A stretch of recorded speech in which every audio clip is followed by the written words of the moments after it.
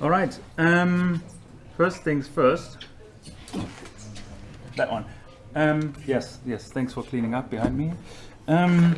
So, yes. Number one. Simon is due next Friday, I believe. Is that right? Yes. No. Yes. Cool. Yeah. You guys have an eye on it. That's pretty good. So I don't have to. Number one.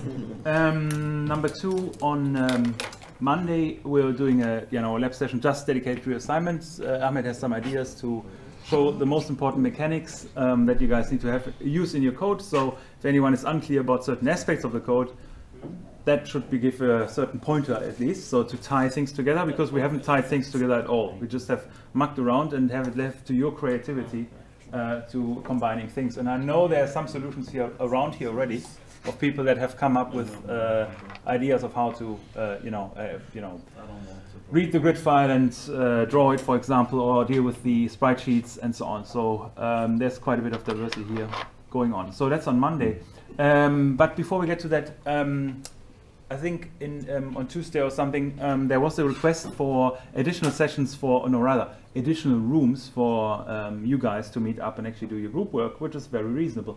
I just wanted to inquire, first of all, which day would be most suitable for those additional sessions. Wednesday. They may or may not be manned, but at least you have a room at your disposal to do stuff you want. Unless, of course, you set it on fire, which would not be desirable. But Wednesday seems to be quite popular. Any objections? Wednesday? Is that your free day? Tuesday is like completely empty. I see. Tuesday you don't have anything. But on Wednesday we only have a lab from 1, and the game lab is occupied on Wednesdays, so we don't have a room then. All right. So okay. So but would Wednesday hurt? I mean, for the people that are free on Tuesday, would Wednesday be an issue, or would that be? No. Fine. Wednesday's fine. Yeah. So okay. Try organize some room on Wednesday. Whatever that. Yeah. Objection. Also, since this room is not occupied anyway on Mondays after the lab, Yeah. you can just book it. I was trying that. Apparently, it is not occupied for 1 hour, but at 3:15 there's formally a math session here. That said, they have found other ways as well. So I was actually inquiring about exactly that because I found it more suitable. But the scheduling officer said that it's formally occupied, so you can't allocate it. That said, if it's free, well, I'll wait until they kick you out, I would say, as far as I'm concerned. But if you want to have a fixed, firm room that you definitely can use, it's probably better to have it scheduled explicitly. So then you are in the position to say, yeah, sorry guys, it's our place right now, right? So just to preempt that a bit. So I'll try to get Wednesday somewhat locked in. I mean, it's by no means obligatory, right? So it's an option for you guys to, meet your groups, muck around, and work on graphics and not anything else, of course. So yeah. But anyway, I'll do that then. Cool. Sweet. What was the other thing? So since I didn't hear any objection, I will change that to that date. Sorry, the assessment will be on the last, or after the weekend after the last session, so immediately. So we have that settled as well. Anything else I want to add? Good. Next week do dedicate to the assignment pretty much. Probably a little value of having massive content input next week because you guys have your head elsewhere, which I sense already at this stage. Good. Is there any particular aspects you should cover in the next week when we chat about the labs, just for preparation purposes? Don't tell me the whole assignment. That's probably not what I'm looking for. But were there particular hard aspects that the ones that have progressed quite far would think would be worth highlighting for the assignment? Where there's some aspects that are like super unmanageable-ish.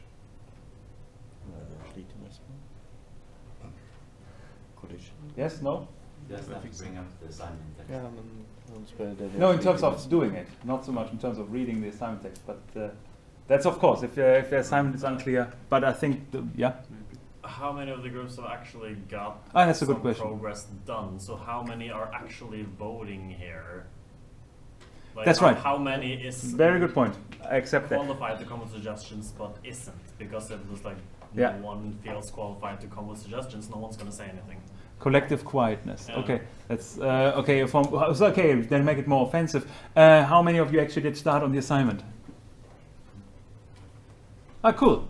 Well, that's just, around half of the class. Cool. For the ones that haven't, are there any massive roadblocks you are having?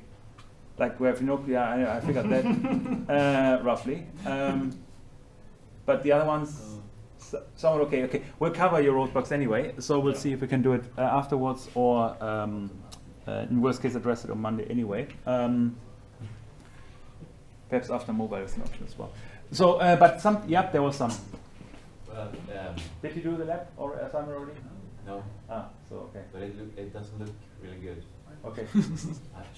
How do we make it like Look really good. really?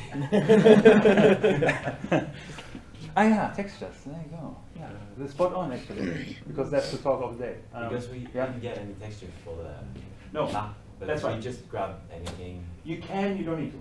So Yeah. that's for that one we It can be ugly. can be ugly. It's okay. The only thing that should be reasonably okay is the Pac-Man itself. Okay. And if you want or can the ghost as well, because we have a sprite sheet for that. But whatever. That's so the threshold is not super high in terms of aesthetics, but it's quite high in terms of getting everything in OpenGL going. Because that's a bit that hasn't been done in the past before. Usually at this stage they would look into 2D frameworks and trying it in OpenGL directly.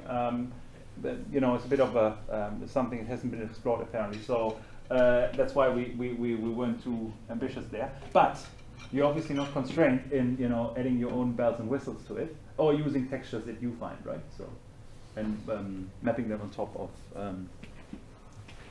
the walls, borders, whatever, floor. I don't know. Can introduce a carpet if you like. So. Not that I want to. Okay, yeah. Well, you will anyway in some further assignments, but for this one, the stakes are not that high in terms of aesthetics. Mostly mechanics, in fact. Any other thoughts, worries, questions? I guess Again. one of the problems we've had is sort of thinking out how the structure should be. Yeah. Because, well, it's sort of everything is state-based. Yeah, boy. In our Ah, minds. yeah. So seeing how the structure of the code should actually be Yeah. Cool. Very to good. get sufficient results is Yeah. How did you figure? That's worthwhile listening to, by the way. How did you figure it out? Or what did you come up with? well, we're not sure really if the things we've got into is the best. It's difficult to structure the OpenGL code in a because okay. it's difficult to know what belongs together because everything belongs together. Yeah, Or it's one message state machine. That's right. That's like it's not really helpful. I agree. That's right. So structuring code. Okay, that's probably something we cover on Monday because we have an example for that. It's probably sensible. But try in to terms like clearly define Yeah. which parts has to belong together and then which parts you can just shift around. Yeah. That's a good. I'll take that in. I'll forget that. Structure. That's one thing. Does your comment also refer to the player figure? How to structure actions of behavior of the player? No, that's no big deal. That's you can use the same structures as in other frameworks. So like what they've done in Unity. Oh, cool. Okay, but hang on, you're 30 or something? No, you're a representative for the class.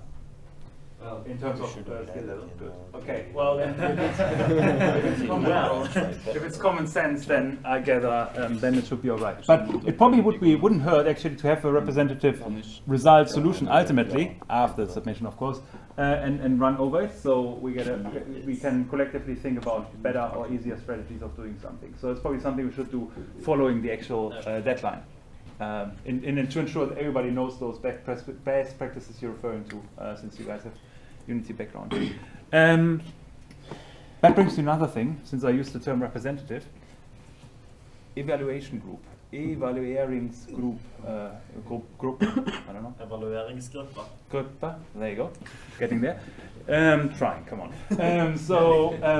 I need to get 3 people together, ideally again representative for the group. So I don't want, you know, all the aces or, you know, everyone who's has had the course in the past and knows what's happening, which is good, but one of those would be okay. But I would actually want to have the, you know, representative second-year student who's taking the course for the first time in that group as well. So if anyone feels inclined, no wrong, anyone needs to feel inclined, so one feels inclined, and to be member of that group, we need to have more than that. Yeah. But no, in general, just what's a good way of contacting? Hang on, we're doing IT. Ah, yeah, use email. Just, you know, write an email or the like. You know, any other means you find, I don't know. I mean, I can. Smoke signs. Yeah, that would be good. So, yeah, so just briefly write me an email and then I'll put you guys onto that wiki. People can contact you, complain about everything, and then they bring it to me and I punish them. So it's quite straightforward. So that's the rule set roughly. It's always the messenger, isn't it? So no, but yeah, it's good to have that because, you know, for me, that's the first experience with that course as well as for Ahmed. So we want to get a bit of feedback, and we don't know the previous lecturers, so we don't have any direct feedback from it. So your help is desired, in fact, and you're actually quite helpful already. So in many respects, the comments are okay. Cool. Any other aspect I want to cover? No, let's get into a lecture, else we're running out of time, especially since there's mobile afterwards. You are all mobile students as well, right? Cool. You will be suffering, I promise you. Anyway, so, right, textures. So, bit of theory. Well, see, hopefully not too much. I hope the stream people see everything. They should anyway, because it's on the slide set. It's fully projected. So, textures and aliasing. So we're talking a bit about the principles, and it's really more about the background and the ideas being behind it. The actual use as of now in OpenGL, as you have seen, is actually reasonably straightforward if you started working with the sprite sheets. And but some of the effects that we talk about in the context of transformations and so on, and how it affects textures, is definitely worthwhile understanding a bit conceptually, and then use it in OpenGL. Because again, OpenGL in this context is actually fairly powerful for once. So it doesn't help you like loading files and stuff, but it actually helps you performing those operations, anti-aliasing, for example, for you. So it's quite helpful.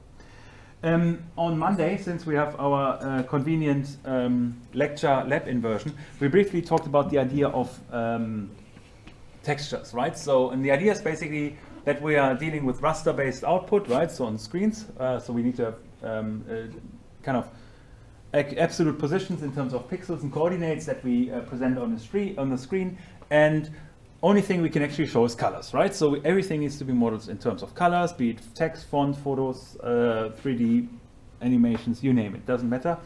And they somehow need to be represented on the screen. And since if we want to be realistic, like in games, or want to show photos and the like, it's kind of tedious actually to think about each individual color that is needs to be rendered on a given surface, right? So taking into account the geometry, for example, a plane which you're rendering something on, as well as the actual color, and if you want to calculate it per pixel, for example. And that's both expensive in terms of rendering, because you need to address that explicitly and transfer it to the GPU anyway. But also expensive to model, because it would be a lot harder for you to actually kind of model a surface of a given, or model the how do you say, the topology of a surface by hand, right? So we need to have some sort of textures, and the idea for that one is basically taking images in a 2D case and projecting them on the geometry that we actually have in terms of shapes and so on, stuff we have been dealing with so far. Yeah. So, but it also allows us to be flexible about dynamic aspects. So if we're rendering for particular geometry, we would render in a particular resolution and so on. So we need to find a way of taking into account that people actually may interact with your 3D model. For example, zoom in, zoom out, right? So something gets smaller, bigger. And the question is then, what happens to the colors, right? Again, everything, ultimately each of those pixels or then texels, so texture pixels, needs to be represented realistically. So the observer perceives it as realistic as possible or affordable in terms of processing power. So for this purpose, we generally rely on the idea of textures. So classically, 2D textures. 2D lectures, interesting. For example, like this scan-based texture that we would use, and it's generally something like a bitmap, for example, that you use. You saw the sprite sheets that we have, but here it's only one texture, not a set of textures or atlas, as it's referred to. An alternative way would be to use actually just mathematical functions, right? So where you have a regular pattern that you apply on a given surface. So you don't need to have an explicit image, but rather you have some sort of stripy pattern that you apply across a given surface. That would be the notion of texture as well, if you like, right? So even though it doesn't rely on an image directly. In addition to the 2D textures, it's increasingly popular also to have to use 3D textures, and the idea is there basically that you have your volume representation where color is specified in a volume, and you basically carve out what you need and don't need depending on your model requirements. So so meaning the whole volume is described in terms of colors, and it's just your task to basically carve them out quite literally as depicted here. So it's quite good. Quite interesting there. And that's considered volumetric texturing, right? So solid texturing, where you actually have a seemingly solid object that you need to, carve out in order to identify the texture. But we stick to 2D, please. Not for now, anyway. That seems to be the desirable way of doing things. And the challenge that we're facing is the mapping bit, right? So right now we were quite, as of now, we had a quite straightforward approach to it. But the idea is that you may have surfaces that have a certain complexity, they may have certain shapes, they may approximate some curvature or the like. And how do we actually ensure that you have a texture, if you have a texture, how do you actually represent it on this particular surface? As of now, so far, how did we actually map textures onto geometry? I mean, you did the labs already, or had a look at it at least in the last session. What was the concept we used there to map them onto each other? I'm not sure if it's called UV mapping as well on 2D, but you select a an area of the texture, and you just move that area around. This was the dealing with the sprite sheet, yeah? So we get it in terms of just the idea how in OpenGL, how do we attach a texture to a geometric primitive, like a triangle or square or whatever. How do we do it? Just quite functionally. You just put the geometry on top of the texture and be like, okay, what parts of the texture are on the geometry? Yeah, yes, that's right. So basically, that's what we did. But the idea is basically we link the coordinates of the geometry to coordinates of the texture, right? So and even though there may be in different dimensions, like for example 0, 1 normalized for textures, once you map them to the actual world coordinates, if you like, or model coordinates, then the texture should expand, contract, or whatever. Otherwise, change its shape so as to keep those locked coordinates in place, right? So if your underlying geometry changes, the texture needs to change as well. That's, but this was basically the key idea. So basically you have a few anchor points which are kind of fixed, and all the rest is dynamic. So the engine itself then needs to deal with the idea of how to project properly. For example, if you expand a geometry based on zooming in, texture needs to expand as well, and if you zoom out, quite the opposite, right? So that's the challenges. So the question is there, how do we actually do that properly? So fundamentally is the idea having a geometric representation, then the texture on top of it, and once we mix that, we have a texture applied. And the ways of dealing with this, or actually mapping textures to geometry, we have basically 3 at our disposal. One of them is called unwrapping. We'll see that in a second. The second one is called Atlas. And using atlases is precisely what you did when you did use sprite sheets. So basically you have a comprehensive representation of a comprehensive texture for a given model from all perspectives and so on. So basically all possible perspectives are covered, and that is then captured in an atlas that you obviously need to map to the 3D model accordingly. And the last one would be a functional mapping, meaning you don't use any texture as such, but you have some sort of function that does it for you, like for example the noise function that is projected or applied on to a particular geometry to give it a rough feel or the like. So you don't have an explicit texture in a picture sense, right? So, but rather some sort of mathematical function that you apply. We see it in the very back, briefly refer to it. But the conventional way of dealing with textures, particularly in the 3D case, is the idea of unwrapping. So you take a existing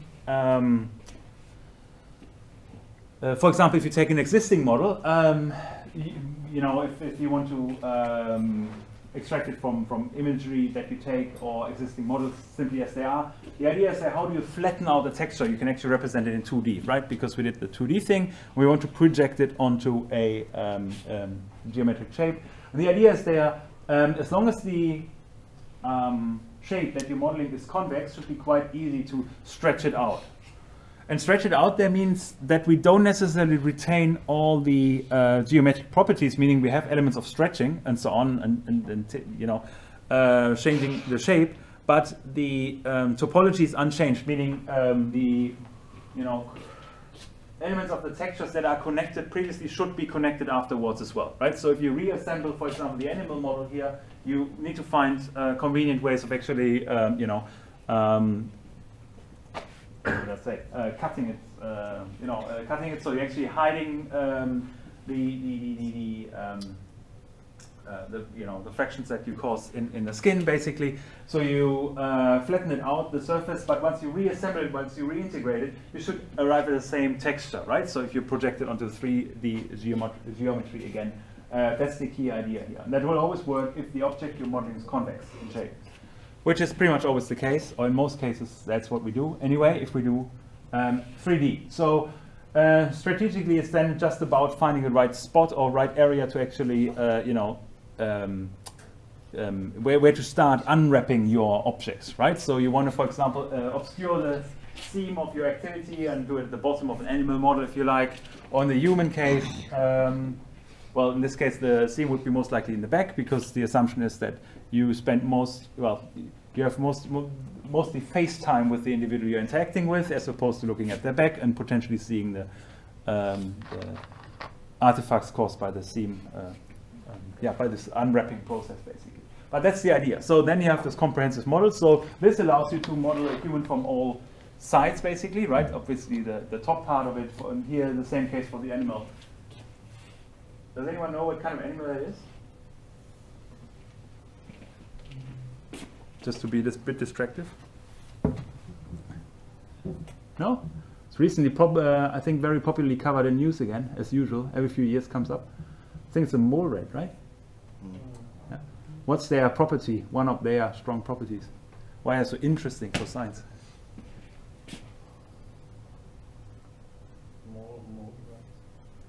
No?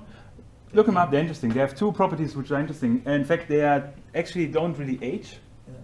So they have a they are basically, there will be, it's hard to measure the age of a mole rat. That's basically the idea. So once they're adult, obviously they die eventually, but they don't have the predictable aging process we see in humans, for example, which is obviously observable, for example, from the outside already. The other thing is they don't get cancer. So that's pretty cool. They live in the dark. They don't, they're, I think, largely blind, rely on smell mostly. If I get it wrong, tell me, I'm not a biologist. But they have good properties or interesting properties, so worthwhile exploring. Not only from a graphics perspective. So put it this way, of course. But they're incredibly ugly. That's their downside. So anyway, so if you come across them, remember that. So cool. All right, so two aspects we talk about. We talk about geometry, that's the actual shape and geometric primitives that you use to develop your models. As far as you have done so far, we didn't really do much 3D. That said, there was a bit of projection in 3D space, but the models themselves were all two-dimensional so far.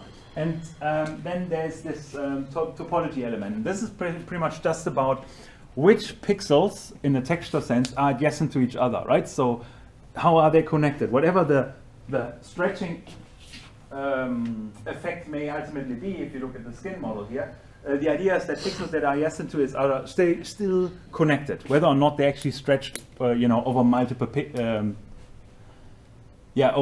pixels ultimately, if you zoom in or out or stretch them and so on. But the idea is there that the topology of those textures doesn't change, right? So you can easily project it back onto a 3D model. However, for the geometry is actually quantifies in how far the absolute metrics between different texels, so texel pixels, that is represented by the geometry. For example, again, zooming in or stretching about across a different shape. For example, if you take the animal model and stretch it across a human, you suddenly have different shape of the animal, but you use the very same textures. Your topology is unchanged, right? Especially since the animal probably has largely similar properties to human, right? 4 limbs, leg of tail, anyway. But somewhat there, right? But the proportions obviously shift, right? So geometry changes, topology stays identical. That's the key idea. So it's quite important for textures here. Yeah, it's like the ideas of the topology using the underground map is quite nice, because if you travel in bigger cities, right, you guys probably know that you have no conception of the city you're actually in, but magically you're getting in, at Oslo main train station and end up at some, some seemingly random park elsewhere, and you actually don't have any conception of how you got there. Well, you kind of do if you take a tram, but not really, because you don't, consciously perceive the environment. But you know the topology roughly, and you can replay that route, and you build a mental model based on that one. But if you walk it, obviously, then you're much closer to that one, actually developing a conception of the distances that are involved as well, right? So, yeah, so that's one of the aspects. Cool. So flattening out an object. So if you chop out the surface at some stage or some place, you should be able to flatten it out to disk-like representation. For example, in a ball case, you start poking a hole and then stretching it out. Again, the topology is unchanged. Obviously, geometry is totally screwed up, right? So, I mean, your ball shape would not be perfect anymore. Again, similar for animal models, we saw it just before. Could we do a disk representation of things like that, Swiss cheese? It's pretty hard to see. Can I do anything here?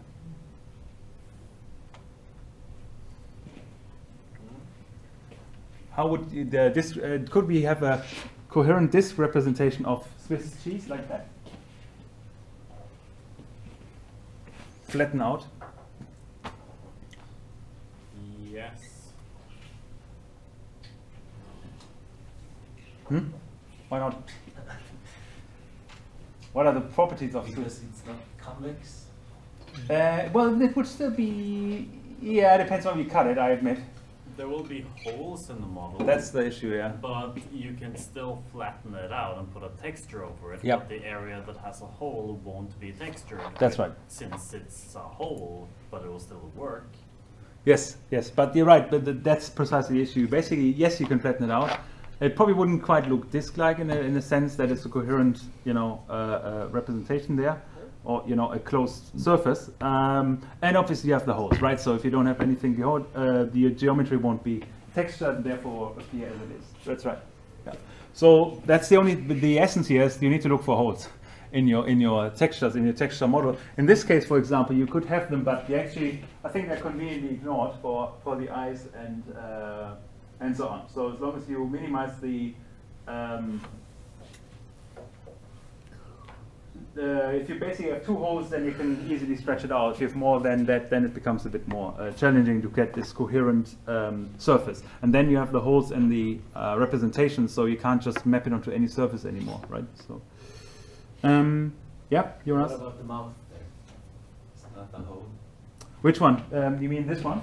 No. The animal one? Animal mouth. Yeah, here that's the animal mouth, right? So, but they simply, the idea is here to simply cut along that one, I guess. So you basically chop through the mouth, right? So you basically convert that hole into, border of the surface, right? So you get the gist, I guess. So, but again, it depends on the model. For example, here this is not modeled as a whole, right? So in this case, it's actually part of the surface itself. So. But anyway, so looking at topology, just to differentiate this clearly, geometry again was about having the absolute shapes and so on. But when do we break topology? And that would basically only happen if we actually cutting an object, right, or a texture and reconnecting in a different way, so that pixels that have previously been adjacent are no longer adjacent, based on offset, for example, or inversion and so on. For example, you could flatten this out into a 2D representation or cylindrical representation with a which is hollow, in the middle. So that would still retain the topology, even though geometry would change, right? But if you, for example, take a strip here and you basically, I'm not sure if it's visible here right now, you're basically cutting it apart and reconnect it in an inverted way, then you would change the topology, because the pixels that have been previously, or texels rather, that have been previously adjacent are no longer adjacent if you reconnect it, in a different way. So that's the Möbius strip, if you guys have seen that. It's a bit, do you guys see that the anomaly here? I'm not sure, the representation is a bit off. I'm not sure if I can change the positioning, but should remember that for my slides there, so next time I need to change that a bit. So that's the key difference here, right? So geometry, or for textures, we don't care too much about the geometry as long as we can map it somehow. But what's super important, that if you reassemble it, we assemble it in the very same way, right? So the geometric coordinate system is independent from the texture coordinate system. We need to bear that in mind. Again, for our practical use in OpenGL, it's super straightforward, because since we're mapping distinct coordinates in the geometric space onto the texture space, it will always ensure that those are in sync, that are always aligned. It does it for you. You actually don't need to deal with the operations of stretching, expanding, and so on. You just stick to your geometric space, and the texel, and the texel representation will just follow that. So from that perspective, it's not complex for us. Other concept, just conceptual introduction, is what's referred to sometimes as texture atlas, or we use the term sprite sheet. And basically, you guys saw the one that you got for the assignment already. It represents all the possible textures from all different positions, or perspectives rather, on the model, right? So you need to be able to represent the model from all sides using the correct representation. Obviously, the thing you need to be aware of is the association of model coordinate and texture coordinate. That is not necessarily encoded here, right? So it's something you still need to model. Did I forget anything important there? So that's right. So, and in contrast to the skin models that we saw before, those are not coherent models, but basically just depending on the perspective, they are kind of stitched together by you, right? So you need to keep track of that one. But for the purpose of doing simple game animations, that's the the default way of doing things in particular. So yeah. Especially since the models are artificial, right? So in this case, the textures are developed not from an existing model, but rather drawn from in some sort of modeling tool, right? It's not like you take a 3D photograph and then project it, or take a photograph and then unwrap the texture from it, basically. But here it's really more about the drawing element. Cool. Right, like projections. So that's how we link those two things. We have topology, we have geometry, so shapes and textures. But how do we actually do the mapping? Well, it's textures in our case are 2D. We need to map it on 3D space, hopefully eventually. So we kind of need to map. We need to have a function that yeah, basically has the texture coordinate and somehow maps it onto the three-dimensional coordinate that we're dealing with. So that really depends on the on your environment you're using. And there are certain projections that are, or there's a large number of projections that are actually typically used, and they differentiate by their characteristics. For example, if you have a flat or planar projection and you have a 2D texture and you model it in 3D space, you simply kind of replicate you kind of inject the third dimension by replicating the Z value of your texture, meaning you're basically having a continuous texture in the Z dimension. I'll show you in a second how it looks like. The spherical is obviously the Earth-like representation. So if you projecting something onto a sphere, then you need to have an appropriate projection for that one. Here is obviously important to get the right input texture. Cylindrical, we saw the cocan before, right? So you have that's easy because you have basically a rectangular texture that you just wrap around a cylindrical geometric shape. Cubes, or shrink maps as well. So, and the best is usually done by example, I guess. It's a bit of an older example here, but I think it's quite insightful in many respects. So the idea is here, we have different textures, right? So it may be flat, cubic, cylindrical or spherical and so on. And they're projected on different kinds of geometries, right? So spheres, cubes, or cylinders. So and the question is there, you know, what kind of projections are we actually dealing with? Yeah, please. Isn't it the same texture projected with in different ways, or is it a different texture? It's the same texture we used in no, it's actually a different texture used there. So yeah, if you'll see if you look at the seams, you find that they don't actually coherently connect. It uses the same pattern but different textures. If that makes sense. So okay, either way, take your pick. Which one is which projection? We get into that. We come back to that. So we had a set of projection. One of them was the flat one, where we ignore the third dimension entirely. We had spherical and whatever else. Yep. The farthest left one is the flat one. Yep. The second one is the cube one. The exactly. third one is the cylinder one, and the fourth one is the spherical one. That's right. Exactly. Right. So quite straightforward. Which shape is basically the question you're asking is what's the natural most natural representation. We find that, well, natural, I'm not sure about this bit, but for the cube it's most certain that this is a proper representation, and for here we have the cylindrical representation, otherwise it looks a bit stretched like it does here, and for the cube representation doesn't quite work out here. So if you unwrap the textures, right, so how would that cube texture look like?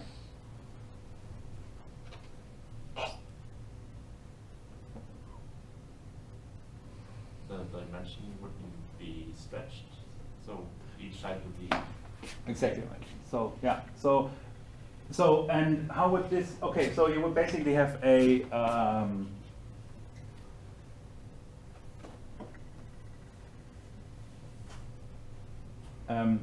how do you say? Yeah. So basically, you're directly projecting the texture on it. So yes, that's right. Cool. For this one, you basically would only have one texture, right, and would represent the third dimension there. What else do we have?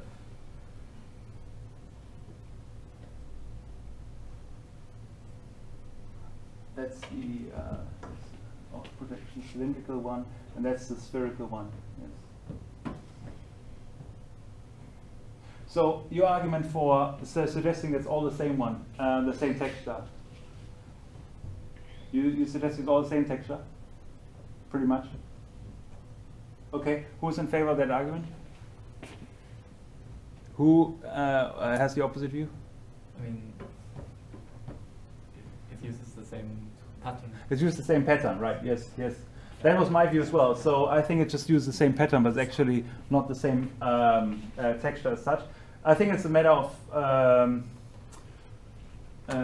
interpretation, because of course this one can be equivalent, right? You have just a 6-fold projection of the same pattern. But for the other ones, I wouldn't necessarily agree, because I wouldn't see how you would arrive at this projection with the same texture. It's rotated upside down. If you're comparing it to Yeah. the cube underneath, the sphere is upside down. Yeah, that's right. But it fundamentally has the same problem, right? Well, what do you mean fundamentally? Well, yeah, it's upside down, but or what am I missing?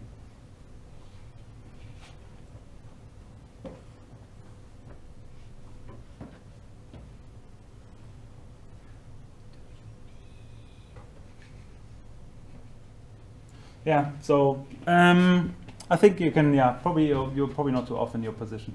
So if you look at it from the third dimension, because it's a fixed y, you probably are in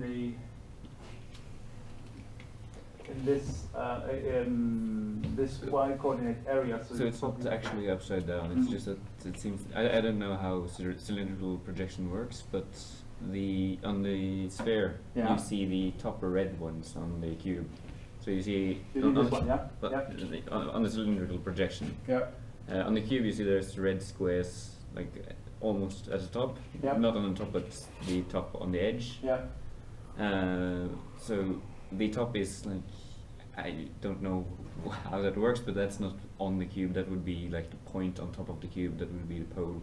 So in theory, the point on top of the sphere in the cylindrical there is still green and white, but it's too small to actually see because it's a point which is infinitely small. Yes. Then why isn't That trips me up as well. Yeah. why isn't 180 degrees of it like black? Not black. I mean green, and the other 360 degrees on top of the sphere with the cylindrical projection red. Because the top of the cylinder on the sphere doesn't exist. It's just a point. Oh, okay. So think of just shrinking Yeah, I down get it, the I get bottom it, cylinder, I and get it. it doesn't exist anymore. Yeah, it's cutting off some of it. Yeah. So it's basically stretching out that one here, right? So wouldn't it be in the not the point, but the top part of the cylinder representation on the sphere would be this red bit, and then the second bit would be the green bit. Whereas here you would have to retain the cube projection across the entire sphere, so you don't stretch the projection. So a cube map is actually sort of 6 textures that you can edit individually. Oh yeah, exactly. Yeah, yep. So That's right. And a sphere map is actually just one texture, and it just wraps in a different way. That's right. Yes, that's right. But I haven't worked with. But you can obviously reuse them as well, but generally you wouldn't, there's various ways, or use textures and fonts or whatever else. But you're right, yes, you're right. But we play with this more.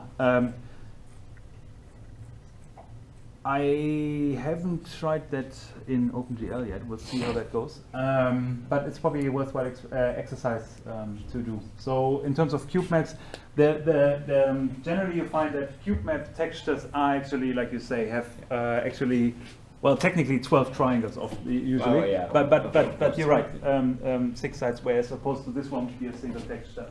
But in this case, it's probably simply replicated. So anyway. But anyway, the essence is different projections on different projections of textures on different geometric shapes render different results ultimately. So that's the key idea. Good. All right. So we have this core concept, I guess, of those 3 elements that are coming together. And one of the issues are problems or effects that we need to look at, and that you can actually control in OpenGL. So we get a bit more pragmatic here. What's the time right now? Are you guys deserve a break? Yeah. Yes, you do. So I give you until 11:20, or is that too long? No, it's fine. It's fine. Yeah, we can still wrap it up before that rest. Okay, cool. Yep. 11:20.